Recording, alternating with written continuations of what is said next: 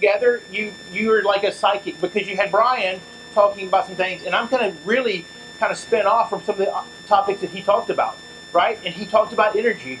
Energy. To be entertained, I need some good energy, right? I need good vibes, right? What else? I get you eyeballing me.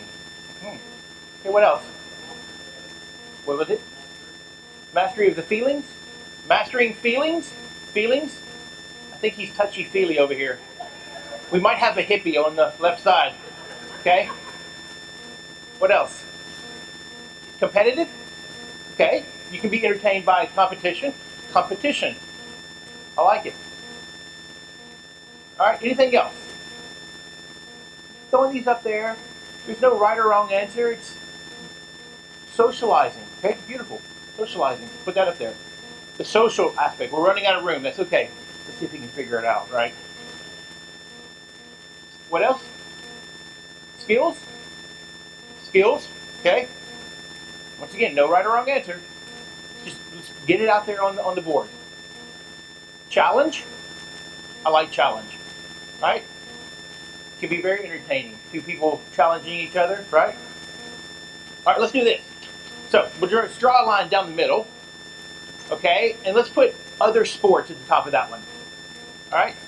And so what do some of the other sports do for entertainment? How do you find entertainment in other sports? Now, real quick before you answer, while you're thinking about it, raise your hand if you play another sport or you've coached another sport. Raise them high so I can see. Okay, a good bit of you, right? Okay, one of the things, and this is a spin-off from where Brian was at, one of the things I believe in at the core, if you want to be a good tennis coach, you need to be a student yourself, right? So back the first Friday of June of 2019, I decided, you know what, I'm just going to start being a bit more healthy, right? And so I started going to a gym. And started as like the first one or two times I thought, you know what, I just want to get through this hour and not pass out or throw up. Okay, that was my goals. Very high goals, right? And I accomplished those. And I thought, okay, if I can just go through this and I can go maybe 2 times a week, it'd be great. Okay, I'll feel like I'm doing something. Because that's a big burden sometimes to be, I'm going to go to the gym, right? So now I'm up to 6 days a week. 2 of those days, 3 of those days, I'll go twice a day. The only reason I do this is because the coach, the trainer at the gym, I was lucky. This guy is energy personified. He's off the charts. He's also one of those people that he gets it. He understands that in the group, there's some of us that are there, they're like, okay, we're struggling. Some of them are there, they're really into it. He understands the dynamics of the group, right? So for me, in the last year, I've been able to sit back and go, oh my gosh, I watched this guy in the gym do things that maybe I do or don't do on the tennis court. And so for me, being the student has been so powerful this past year. Because now it's made me go back and look at, am I entertaining? Am I fun? Am I energized? Am I compassionate? Am I all the things that I'm seeing him be while he's in the gym and I'm on the tennis court? Okay, so I believe that you have to do that. You need to be the student. I think the other thing for us is that we need to teach or coach another sport. Okay? Brian, having you juggle. I remember doing this years ago with the USTA High Performance Program. One of the things that we did that afternoon, and I don't know if you got it from that or where it came from, but we as a group had to spend it. We spent a while doing it. We had to actually teach the other and break it down how to juggle and write down the steps to juggling, which was comical because we had 20 coaches out there and I don't think there were only 2 of us that could actually juggle. But the real important part was watching the other coaches break down how to juggle. They never thought of it like that. So you want to teach or coach something else because then it's going to come back and you're going to see it from different eyes. So really good stuff from Brian. So other sports. Let's talk about entertainment and what other sports do. You've been thinking about it. What are some of the things that you notice from other sports from an entertainment aspect? What was it? VAR? Okay, VAR. Football. Oh, okay, so football. What do they do? Yeah, yeah. Real football. Okay. What about it? What's entertaining about it? Okay, team spirit, team environment. All right. So other sports, tennis can be tough. I mean, unless you have the ATP Cup or Davis Cup or Fed Cup, right? You really don't have a team environment. Yes, sir. Speed skiing. Okay, alpine skiing. So what's entertaining about alpine? Speed. People love to go fast, right? NASCAR, skiing, uh, competitive eating, right? Have you seen the hot dog guy? Joey Chestnut, 65 hot dogs, right? Like 3 minutes or something. And it's on TV, right? They get more airtime than tennis does sometimes. I look at ESPN because there's now what 47 channels of ESPN, right? You can get it all the day long, anywhere in the world, and they've got stuff on there from cornhole. You know what they have on there now? Axe throwing, right? How do you make axe throwing sexy and entertaining?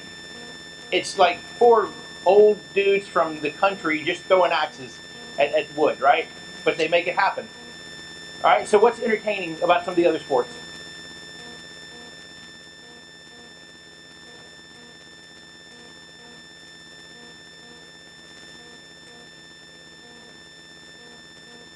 So the build up. Okay. So the build up to some of the other sports, maybe like the standings, right? Where they are in the standings. Who's first? What else is entertaining about other sports? What was it?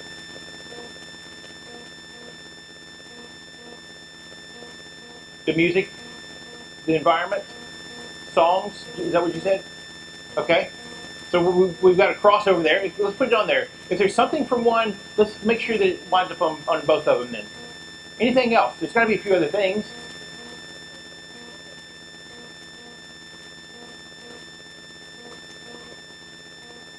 So they key in on maybe a star athlete, a Ronaldo, or somebody like that, right?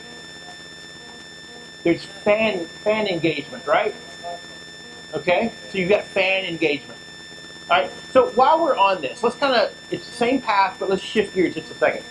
So I'm sure you have like minor league sports here, right? And so a minor league sport like hockey. You have hockey, right? And you go to a hockey game, and so when you walk into that arena, what do you see? What do you hear? What do you smell? Food, okay, right? You hear music. What? Fighting?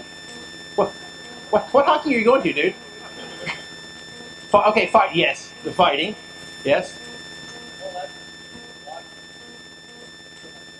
The energy, the live aspect of it, the energy. Put that down. Huge energy, right? Now this is professional sports, right? Now let's. Who's been to one of the Grand Slams? U.S. Open, Wimbledon, French Open, right? So a good group. Think about where you were with this semi-pro hockey. Now let's shift gears to a Grand Slam. Four biggest tournaments in the world, right? What do you see? What do you hear? What do you smell when you walk into the ground of any of those facilities? Success? You smell money. You have big stars? Okay, Grand Slam. So you have big names. You have pro athletes. We'll put that on there. Role models. Do they have some of these aspects that we had on this list and over here at the Grand Slams? And they've got food, they've got vendors, they've got jugglers. I mean, if you walk on the grounds of the U.S. Open, it literally is a show. It is, the tennis is a side part. It is a show, from nonstop music to catered food trucks to people walking on stilts. I'm still trying to figure that one out. Why we need people walking on stilts, but we got them. All right. Why? Good speakers. Okay, we'll put that on there. Yeah, let's put it on both sides. I think she was talking about me. Okay. So why do they need it at the Grand Slams? This is the biggest stage in the world. Why?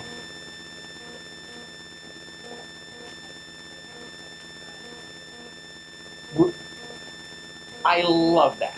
We're creating a special environment and a feeling, right? High five on that one. Come on. Give me a little love. There we go. All right, so we're creating an environment.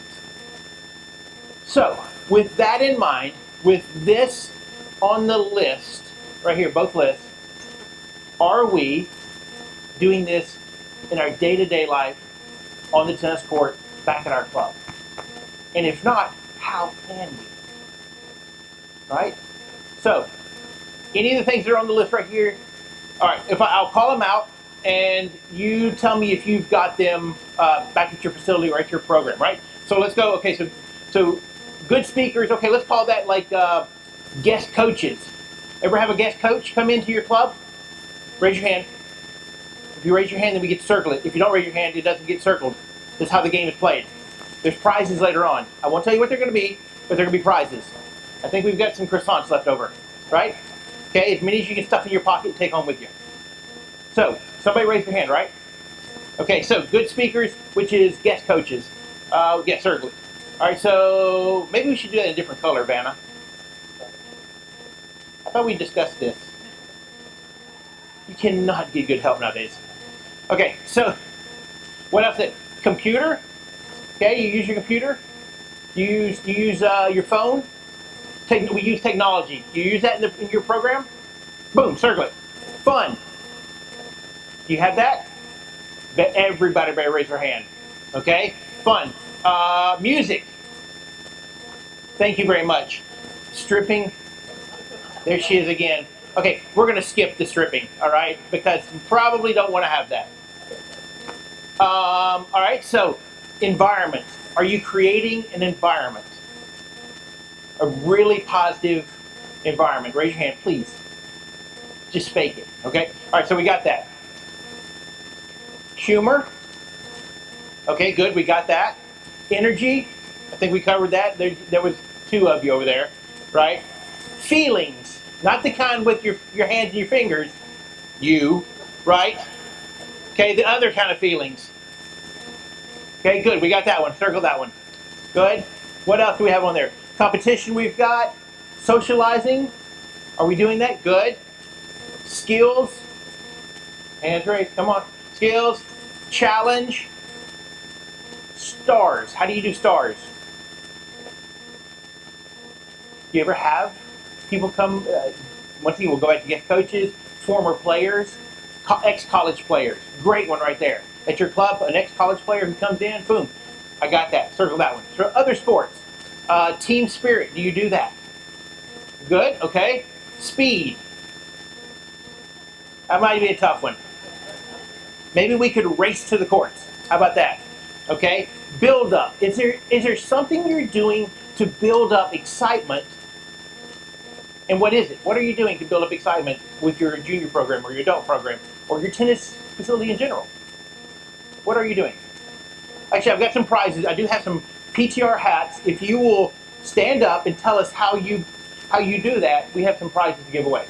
Who's first? The man in the back. Come on, stand up. You need a hat, dude. Look at that thing. Wow. Okay, just kidding.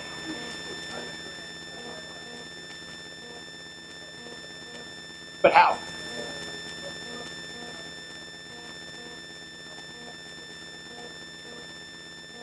Does he get a hat? Okay, with that head, yes, he does. Come on, here we go. Oh, sorry. There we go. All right, who else? Next, we got a couple more. You got to stand up. You already got a hat. Maybe you can share with your friend. No, you got to stand up. That's the rules. Okay, yeah, on the chair, because otherwise we can't see you. I think Feeling confident? gratification. Okay. They feel that they're achieving it. Okay. A lot of high fives? Yeah. Okay. This guy gets a hat. I like it. Okay. Thank you. You need help coming down? Yeah. Okay. All right. Anybody else? One more. We might have another hat. One more. Come on, in the back. Come down here. You look like you should come up front with me. Come on. Yes, yeah. You raise your hand, or either you're doing your hair. I don't know. You come share. Come on. We're getting you engaged. Here we go. So, okay. How do you do that at your club? Yeah. to get excitement or buzz. We see kids. We can also kids. Okay, it's a good start. High fives. Music. We have a good team. Everybody's happy. Oh, wait a second, one second. You have a good team. So Yeah. you have really good staff. What Yeah. makes a good team? We enjoy each other. We see each other up for it. We are friends. Okay. And we can talk to each other about other things. You love your. Okay, let's don't We go love there. each other. We love Yeah. each other. Okay, good. Are these girls with you? No, the boy. Okay, the other ones. Okay, in the my back. boys over there, yeah. All right. Okay. Mhm. Because they're kind of eyeballing one of us here. All right. It's you. It's me. Okay. Yeah. Good job. Thank you very much. High five. All right. So, how are we doing on time? You know, between lunch and you is me, so we got to get you engaged with this a little bit more. All right, so I want to shift gears a little bit. At our core, okay, think about yourself and the other coaches that are on your staff. At our core, what are we? What are we at our core? Teachers? Let's go second page. You're doing a great job, Vanna. Okay? You know his new name is Vanna, right?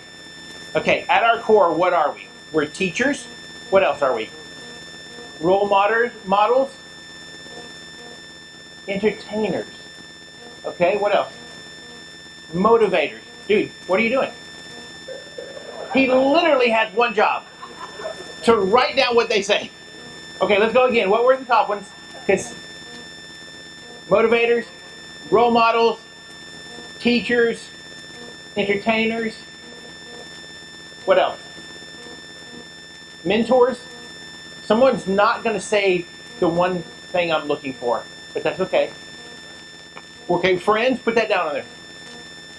What else? You'll never get this. The person that gets this, the word I'm thinking of, gets a hat. What? Guide? No, but put it down. Good try. What else? What was it? They sell? Okay. Salesman. I like salesman. It's not the right answer, but salesman's good. Right? Parenting? Okay. Sometimes your mom and dad. Put that down for sure. Anything else? Well, we're friends. Yes, we're friends. We got that down. Anything else? Well, we're okay, coaches. I'll take that. This one is.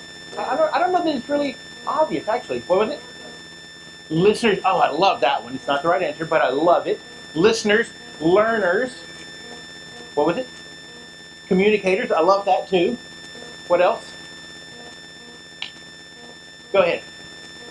Therapists. Oh my God. Yes, we are, aren't we? Who has a couch in their office? And I don't want to hear from you. Who has a couch in their office? Okay? Okay, stay away from these people who just raise their hand with a couch in their office, okay? That's just a little creepy, I'm going to be honest with you. But no, we are. We are therapists sometimes. How many times have we been out there and people just want to talk to us? They hit 15 balls and they talk for an hour, right? Sounds like my third wife. So, what else are we? Partners, I love that one. We're still not there. We're promoters. Yes, we are. Promoters is up there. What else? You're going to go, oh, I knew that one when I say it. What? Role models, leaders, goods to put up there. Still not what I'm thinking. What? An artist. Yes. We're painting the lines. All right. Okay, here it is. And this comes from a place. And actually, I think Brian even mentioned this like an hour ago. It shows you how many of you were listening. All right. A coach of mine, this was back in the probably 1988, 89. He said, when I started kind of getting into the coaching tennis, he said, here's what I need you to know about this as a career, this profession as a career. He said, when you go out there on the court, you're an actor. You're on stage. You just said it. but to you, not to the group. Okay, so when you go on stage, you act as if they're the only people in your life out there, your students. You give them everything you got, right? And that, what's that, 30-something years ago, has stuck with me every time I go on the court, whether it be for a private lesson, a group lesson, for my college team practice, to right here. I'm walking on stage, right? Which is odd because if I think back to where I was maybe as a kid, to ever think that I would stand here in front of this group, never going to happen, right? But then that one comment from Dennis Covington, who was, it's always, I think, important to remember the people who kind of helped you and were powerful in getting you to where you are. What he said, you're an actor. You go on there and you make them feel amazing, whether they can hit a forehand or not. And if you think about this, we literally are actors. We try to act like you really are going to get this one day, even though they're not, right? Or maybe they will. But we're giving them something. We're acting our way through some of this. Now, some of us are good actors. Some of us are really bad actors. That's okay. But I think it's powerful to know that that's maybe one of the roles that we play when we play so many roles when we're out there on the court. Even when we're off the court, we play a lot of roles. Look at them. And there's probably some more on there, more that should be on there that we just haven't thought of, right? Because you're thinking about lunch. Or you still got that vision of me stripping. So, and you can't get past it, right? Okay? It's not stripping, it's exotic dancing, okay? And it was 2 times in college. So, okay, 3 times, whatever. But those are a lot of roles that we play, but acting, whether you're having a good day or bad day, hey, you walk on the stage, boom, you got to bring it. What makes a good actor? Passion. Think about the people you watch on TV or movies. What makes a good actor? Charisma. Hey, can we start in a different color? Let's put those right here underneath this. So in a different color, we're just going to start going through here. Charisma. I love that. What makes a good actor? What was it? Different masks. Okay, so they can play a number of parts, right? I have the absolute best job in the world. You know why? I get to teach at a club. I have a small club that I teach and run camps and work with beginners to ladies teams to everything, right? But then this other hat, this other mask, I'm a college coach. I get to work with players that are a bit more high performance, right? That are a different mindset than the club, right? I get to literally travel the world and share and learn with amazing people like you, right? So different face, different mask, different environments, but all those things kind of come together to give me, hopefully, really good stuff that then I can help get out there. What else makes a good actor? What was it? Adaptability. Okay? Think about that as it relates to our time on court. You see how some of these things, here's what I love, right? This is what I love about what I get to do. There's always that moment when I'm looking back at you, right? And there's this one guy or girl that I just start seeing them shake their head. I'm like, you know what? God. One light bulb went off, right? My man here, I don't know if he was nodding off, falling asleep, or he's like, yeah, brother, I believe you, right? It was one of the two. I don't know which one. I'm going to go with the second, right? You had a question.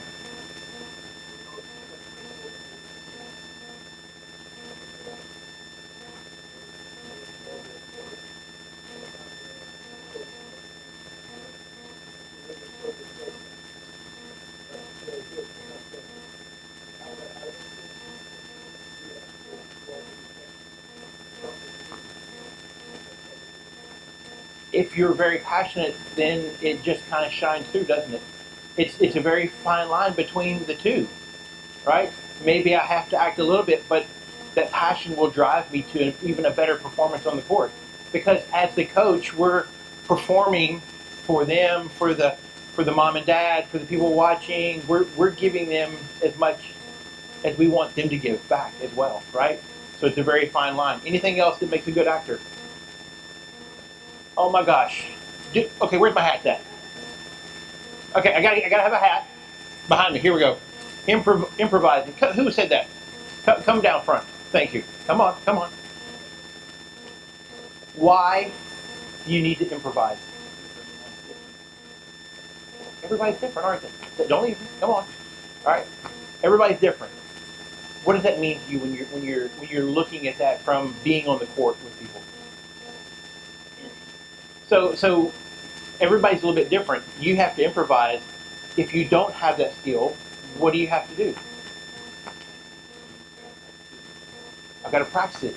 The same thing I'm asking my students to do. Practice their forehand, practice their backhand. I've got to be comfortable in an uncomfortable environment, right? How many of you have either met that coach or maybe you feel this way, you're like, yeah, I really feel comfortable with high performance kids, okay? And then you go, I just can't teach the little ones, or vice versa. Or I'll work with anybody, but just don't give me like ladies teams, right? I just can't do that. You know, see what I'm saying? Why? Possibly they can't improvise. Okay, thank you very much. I love the ability to improvise. Okay, you think about this, and actually, some years back, I went and took an improv class, right? Because I thought I want to be better at what I do when I'm here. Because for me, I want to give you the very best I can on the court, and if I can't adjust to the situation from the audience, then I can't give you everything you're looking for, right? So if you really want a challenge, you want to test your skills, take an improv acting class, okay? Because to some extent, I agree. What was your name? Couldn't hear. Sorry, I'm getting old, so I can hear. Rathman? Okay. So being able to improv is something that we basically have to do. And if we're not comfortable doing it, we have to work at that. And how does that relate to tennis? That is entertainment right there. Entertainment right there. Okay. Anything else you want to throw on the actors you feel comfortable with? How are we doing on time? Ooh, we're getting close. I can smell the lunch cooking, right? What are we having? What's for lunch today? Is it reindeer? No, not reindeer. Okay, bad joke, right? Okay. Actually, we had an amazing meal last night. Well, even cooked. He is an amazing chef. A lot of people don't know that, but he is an amazing chef. All right. How do we use social media? How are you using social media to entertain or to promote in your tennis club, in your program, or with your students?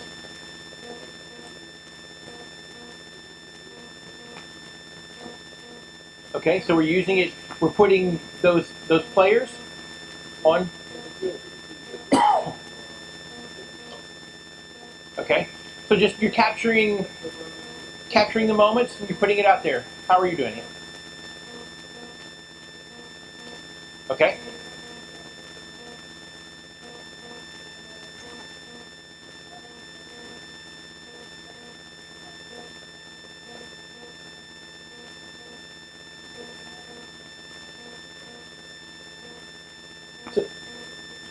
Okay, I'm glad that you went there. So when you scroll through social media, right?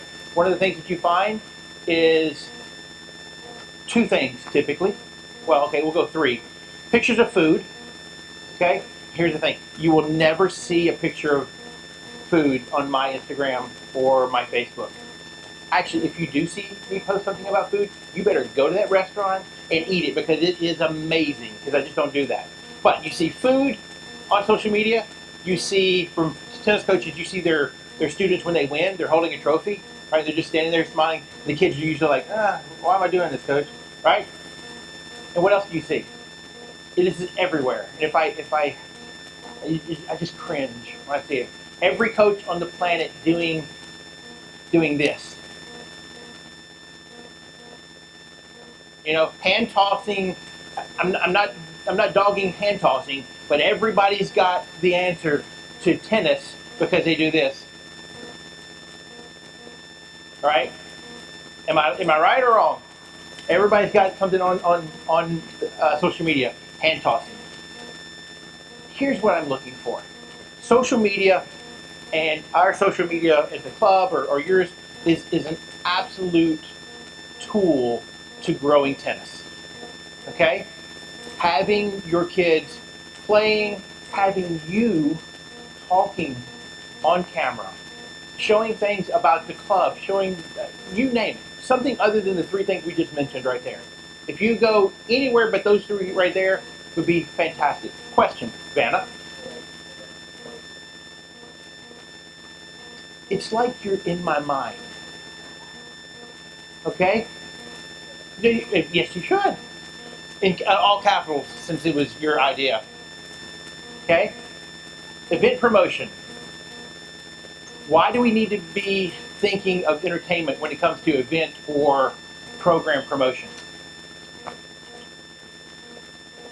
That's what draws them in. That's what everybody else is doing. Okay?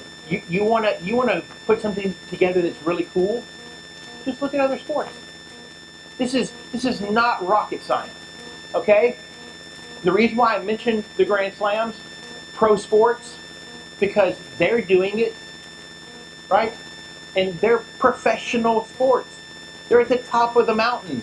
They're having to do it. If they have to do it, we have to do it, right? So you say to yourself, well, I don't feel comfortable, doing this. I've never done it. Great. Just watch some other people do it and literally copy what they do, right? Just add your own little elements to it. Okay, anybody else with social media that you feel like, or anything that you've seen, you're like, oh, that's really good. I copied that, I stole it, and we did it ourselves, and here was a success for us. Anybody along those lines? No? There's got to be something good out there that you've seen. Okay? Creating a value to them. Okay, anything else? All right, we're getting close. Last two things here. I'm going to tell you a story, and I'm going to talk to you about the group activity we're going to do.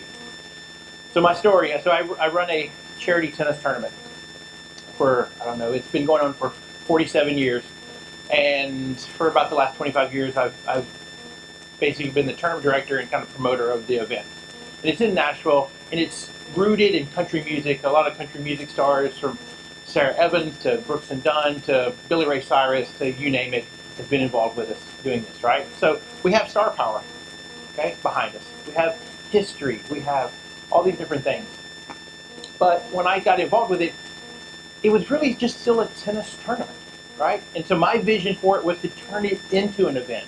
And literally all I did was think back to walking into the grounds of the US Open and what did I see, hear, and smell, and try to recreate that in Nashville. So one of the things that we would do is we would have different booths set up, and somebody selling jewelry, and somebody from Dunlop would be there with the rackets, and you name it, this, that, and the other. We'd have different vendors. One of the things we would do is we'd have a massage therapist. Who doesn't love a massage therapist, right? You play tennis for 2 or 3 days, you get all the kinks worked out. Great. So this one year, a few years back, Saturday morning, the tournament's getting ready to kick off, and I'm running around. Now, I actually still play in the tournament. It's like a team event, so I'm playing and running it as well, which is always a tough task, but I love the atmosphere of it. So our massage therapist comes in Saturday morning and says, hey, sorry, where do I set up? She was a little bit late, and somebody pointed her upstairs on the balcony, kind of something like that, right? So she goes and she sets up. Now, here's the deal. For years, we've had this massage therapist who comes in, and she charges, per minute, and whatever she raises, she gives to the charity, because this is to raise money for kids. So this year, this massage therapist, she had her white coat on, right? But she was there was something different about her, right? She was just I don't know, not risque, but she just had a different vibe about her. And so throughout the day, I just kept noticing that, more and more people were going up there to get massaged or rubbed down. And at one point, like, I don't know, this is early afternoon, I'm playing, let's say it's like this court, I walk back to serve, and I look up on the balcony, and there was a line as far as I could see of guys waiting to see the massage therapist.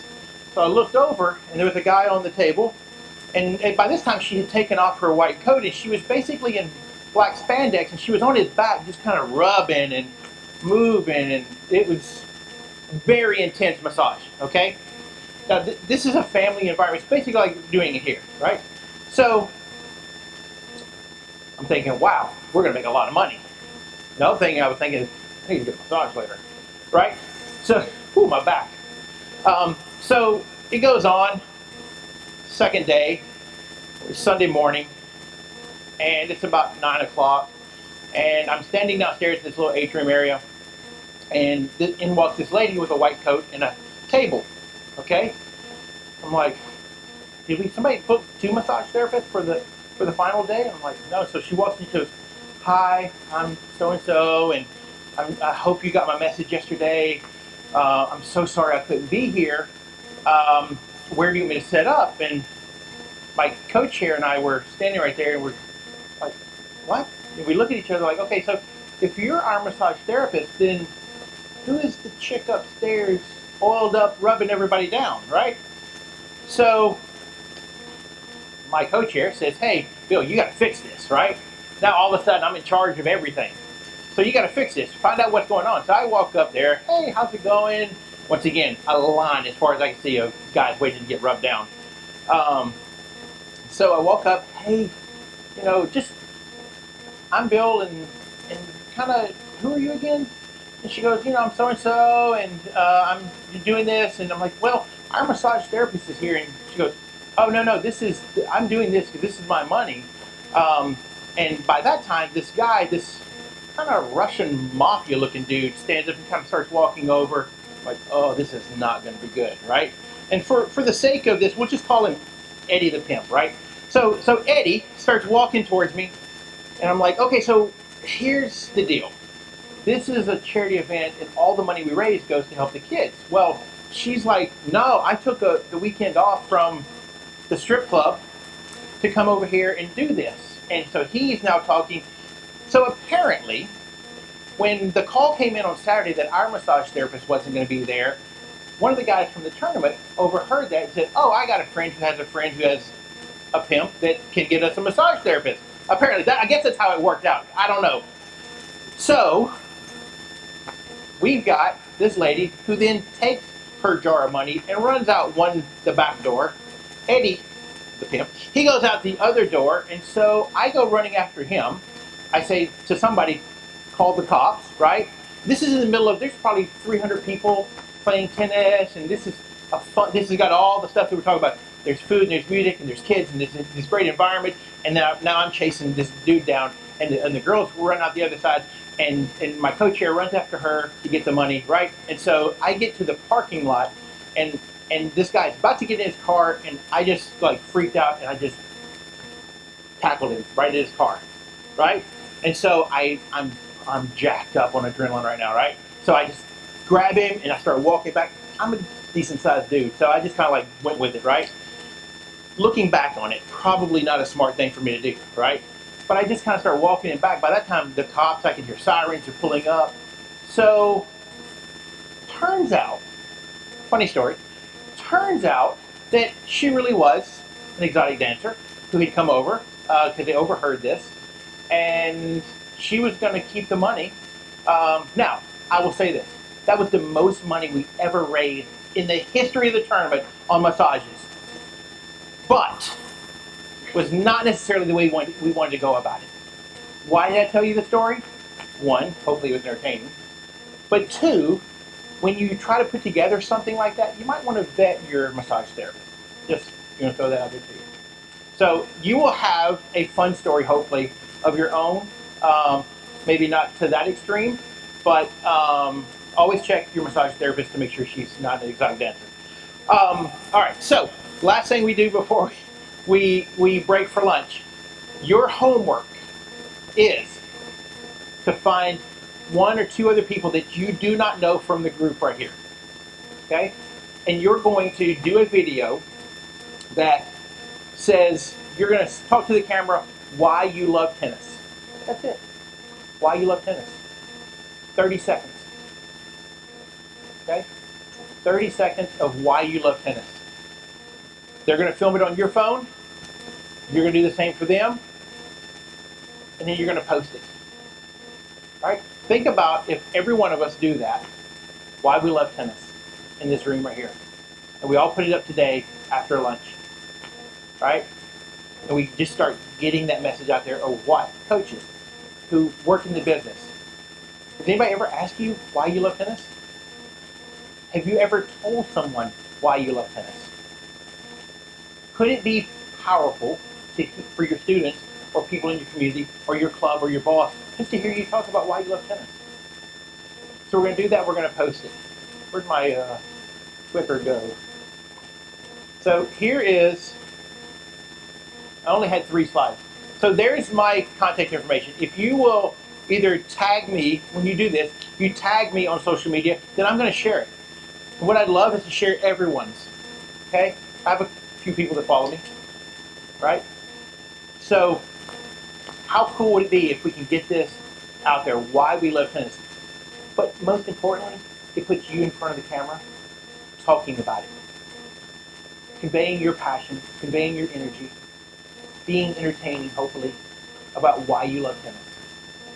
At the end of this, we didn't talk about how to hit better forehands. We didn't talk about how to win more. Or did we? It all kind of comes back. If there's more entertainment in what we do, then will we get more players? Will we keep more players? Will we grow the game? At the end of the day, the Federation would love that.